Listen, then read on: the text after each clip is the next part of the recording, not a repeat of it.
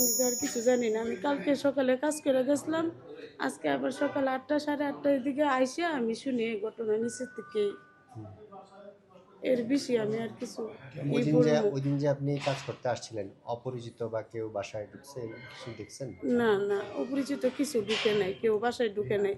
আমি বাসায় আইছি, আয়া কাজ করছি, আমি নাস্তা পানি দিছি, খালু নাস্তা পানি খাইছে, খাইয়া বাইরিয়া গেছে। খালুর দোকান আছে ওইখানে কুমাপতি, ওইখানে খালু চলে গেছে। আমি কাজ করে আমি চলে গেছি। ওনার বাসায় অপরিচিত কেউ ঢুকতো এরকম কিছু কোনো সময় দেখছেন? না, এরকম কোনো কিছু দেখি নাই। আমি তো ঘন্টা দুয়েক থাকি। আপনার খালু কেমন ছিল? আমার খালুর কথা কি কম, অনেক ভালো ছিল, অনেক নরম মনের মানুষ ছিল, অনেক সহযোগিতা করতো। আমার অনেক সহযোগিতা করছে খালু, অনেক মানুষের সহযোগিতা করতো। কারোর সাথে কি দ্বন্দ্ব ছিল, দেখেছেন কিছু? না, আমি কিছু দেখি নাই, এ ব্যাপারে আমি কিছু জানি না। পরে ওই বাসার ভিতরে ঢুকছে কেমনে, কিছু দেখছেন পরে? না, আমার তো আজকে আর ঢুকতে দেয় নাই, শুনছি ওই যে বারান্দার যে গ্রিল কেটে ঢুকছে। আজকে তো আর বাসার ভিতরে ঢুকতে দেয় নাই। ওনার আত্মীয় স্বজন কেউ কি ওনার হুমকি টুমকি কোনো কিছু দিত, কোনো সময় দেখতেন বাসায়? না না না, আমি কিছু দেখিনি। ঠিক আছে।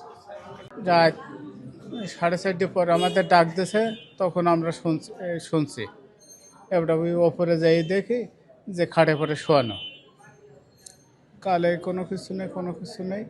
তারপর ওখান থেকে নামায় নিয়ে তারপর হাসপাতালে নিয়ে গেছে।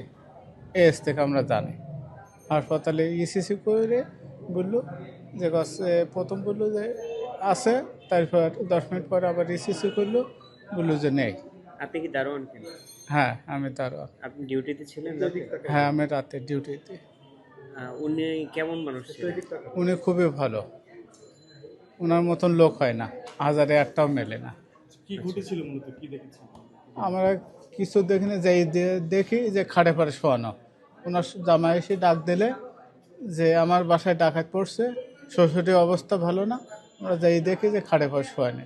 ওটা ওখান থেকে ধরে নিয়েছি, এখানে রেখে রিক্সায় নিয়ে ওনার জামাই দিয়ে আমি দিয়ে হাসপাতালে নিয়ে গেলাম।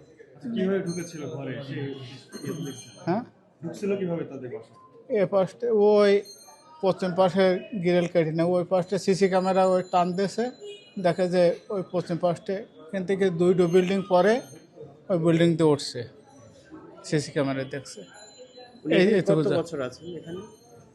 আমি 4 বছর আছি, কিন্তু উনি যে কত বছর আছে সঠিক বলতে পারবো না। আমি 4 বছর আছি, তার আগে উনি আসে নাই। আচ্ছা, ওনার সাথে আপনার সর্বশেষ কথা হয়েছে? হ্যাঁ, কালকে রাত্রি 10টার দিকে বাসায় যখন ঢোকে তখন ওই সালাম দিলাম, সালাম দিয়ে উত্তর দিয়ে তারপর বাসায় গেল। 10টার দিকে ঢুকছে। আর তাছাড়া আপনার ছেলে মেয়ে আছেন না? ওনার এক ছেলে আর 2 মেয়ে। ছোটো মেয়ে আর ছেলে বাইরে থাকে, কোন দেশে থাকে তাও। উনি হচ্ছে আমার প্রতিবেশী। আমরা পাশাপাশি ছিলাম। আমি এখানে অলমোস্ট 2 বছর ধরে আছি। তো মাঝে মধ্যে দেখা হয়। ওনারা দুজন থাকতো।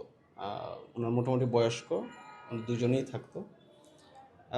তেমন কোনো সমস্যা ছিল না। আমরা এতদিন ছিলাম, কোনো সমস্যা ছিল না, সব ঠিকঠাক মতোই ছিল। তো আমিও ছিলাম না বাসায়। আমরা আজকে এই ঘটনা শুনেই আমরা বাসায় আসছি। তা আসার পরে শুনি এই অবস্থা। তো ওনার বিরুদ্ধে কখনো কোনো প্রকার খারাপ কোনো কিছু শুনিনি। কারণ হচ্ছে আমাদের এই ফ্লোরে 2টা ফ্ল্যাট, আমি পাশের ফ্ল্যাটে থাকি, কোনো কিছু শুনি নাই, সব ঠিকঠাকই ছিল। তো শুনে খুবই খারাপ লাগলো এবং তাড়াতাড়ি করে আসছি। যে আসার পরে ওনাকে আর দেখতে পারিনি, উনি সকালেই মারা গেছে। দারোয়ান মামার সাথে কথা বলছি, তো উনি বলছে যে উনি হসপিটাল যাওয়ার পর এনশিওর করছে, তো হয়তো আগেই মারা গেছে কিনা আমিও জানি না, আমি এসে দেখতে পারিনি। তাছাড়া উনি সব থেকে খুব ভালো ছিল আমাদের ওনার সাথে। আচার আচরণ সবকিছু মিলে নামাজি কালামে বা কি মনে হচ্ছে? হ্যাঁ, উনি নামাজ পড়তো।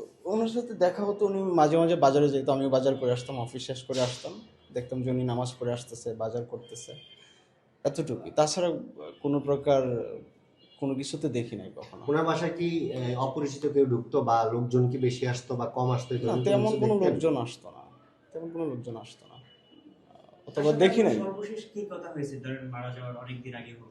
এটা অনেক দিন আগে জাস্ট সালাম বিনিময় করতাম, কারণ আমি হচ্ছি ছোট একজন মানুষ, উনি হচ্ছে আঙ্কেল, আমার বাবার বয়সী। দেখা হলে সালাম দিতাম, উনি সালাম নিত, দ্যাটস ইট, আর কিছু। তিনি চিকিৎসক ছিলেন? হ্যাঁ, আমি হোমিওপ্যাথিক চিকিৎসক ছিল, আমিও লোকমুখে শুনছি, কিন্তু উনি অনেকদিন ধরে হয়তো করে না, কিন্তু আর আগে চিকিৎসক ছিল। হ্যাঁ, এটি কি কোনো রাজনৈতিক হত্যাকাণ্ড কিংবা আপনি কি ধারণা করতে পারছেন? এটা কি বলতে পারবো না। ডাকাতি করতে এসে হত্যাকাণ্ড হয়েছিল নাকি কোনো রাজনৈতিক প্রতিহিংসার কারণে? এগুলো কিছুই বলতে পারবো না, কারণ আমি নিজেই ছিলাম না বাসায়। আমি শোনার পরে আজকে আমাকে বাসার মালিক আমাকে কল দিছে যে আপনার পাশের ফ্ল্যাটে তো এই অবস্থা হয়েছে।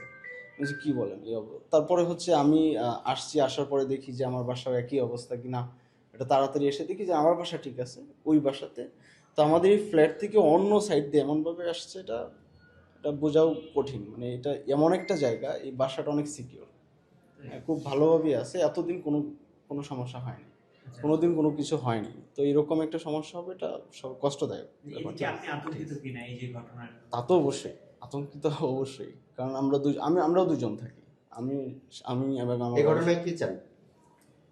প্রতিবেশী হিসেবে আপনি প্রতিবেশী হিসেবে যারা এই কাজটা করছে, আহ, অবশ্যই এটা খারাপ কাজ করছে, ওনাদের শাস্তি হওয়া উচিত। কারণ দুইজন মানুষ থাকে, আমার প্রতিবেশী ছিল, একসাথে ছিলাম। একটা মানুষের মেরে ফেলা তো সহজ কাজ না, তাই না? তো এটা একটা অন্যায় কাজ।